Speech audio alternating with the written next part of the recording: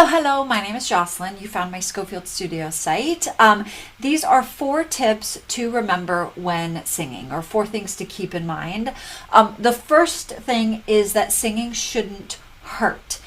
You shouldn't have pain in your throat. It shouldn't be strained when you sing, and it shouldn't cause your voice to get tired really fast or lose your voice. There are a couple things that can happen to you when singing that can cause this. The biggest thing that can happen when singing is you just have a lot of tension.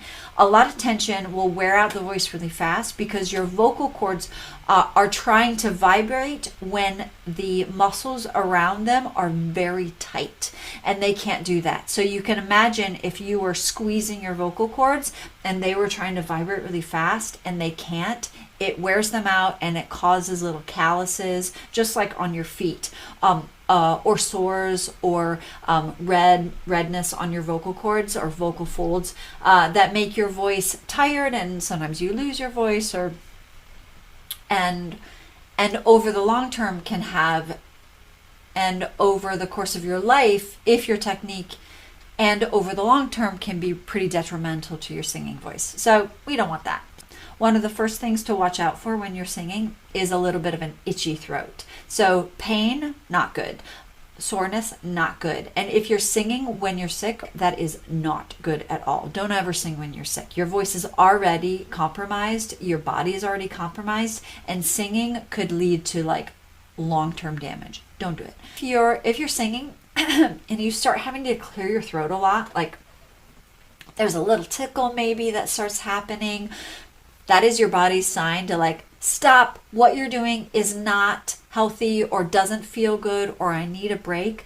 Tickles are the first sign your voice usually gives that what you're doing is hurting it, or is uncomfortable, or is straining it. So use a tickle as a sign that you should back off, you should stop singing, or you should see if you can adjust your technique at all.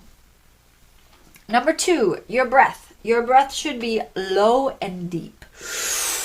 It should expand your, so your diaphragm is here, right? It's like a little, it's a muscle underneath your ribs, or underneath your lungs attached to your ribs. And when you breathe, it goes like this, and it sort of goes like a parachute, upside down parachute.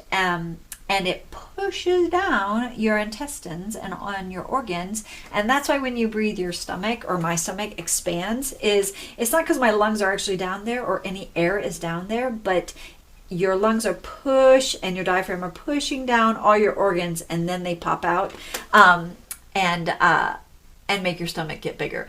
That's a good thing. That is such a good thing. That's what we all want. But just FYI, that's what's happening. When you breathe, your shoulders shouldn't go up like that. Mostly because when you lift your shoulders, you're just basically lifting your ribs to make more room down here anyways. So your diaphragm, if you can get used to stretching it, the more you stretch it, the more it will stretch. And you don't have to lift your shoulders to make room down here. You can just breathe.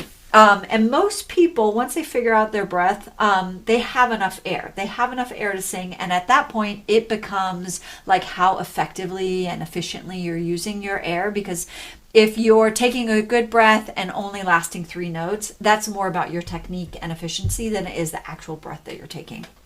So your breath should be loose. Your shoulders should be loose. Your stomach should be expanding. And the back of your ribs, or like underneath your ribs, this part of your back should expand. And you can feel that by just like sitting. So I'm sitting right now, and putting your elbows on your knees. You can relax and then take a breath and feel, because your stomach is sort of cramped when you sit like this, your back will expand a bit more because your air is looking for a room to fill. And that's a good way to just feel where air is going and where it can expand. And it's usually like right where your pants are, and then in the lower back. So that's number 2. Number 3 is to loosen up. When people take lessons, and even me, like I always wanted to be a great singer. I always wanted to get better. And sometimes when you want something really bad, you get anxious about it and you get really tight and you like try really hard. I'm a hard trier. I always give 100%. But along with that often comes tension and anxiety and an element of forcing it. And singing does not work with forcing it. So what you want to do is you want to put energy and muscle and force, I won't say, well, force isn't a great word, but force into areas that will actually improve your sound. If you have tension here, it's not going to improve your sound. If you have tension here, it's not going to improve your sound. If you have jaw tension, like here, not going to improve your sound. Tension or muscle here, probably going to improve your sound. So I think of like from here up to be relaxed and lifted and open. And I think from here down to be strong and grounded. And the muscle that I'm using, like I'm really using, is all like abdominal muscles. And these muscles around here are moving just and engaging just enough to make the sound I want and no more. Okay. And then number 4. Support. So going back to the loosening up, from here up is all like loosey-goosey, it's open, it's expanded. And then from here down is controlled. So that includes your diaphragm, that muscle that expands when you breathe and contracts when you sing or exhales. It includes these abdominal muscles that engage when you're singing high notes or when you're singing loud notes. Like besides these muscles down here, the muscles right, if you walk up on your ribs, you have this little like muscle that engages right underneath your breastbone that is part of your abdominal wall and engages when you are supporting your sound.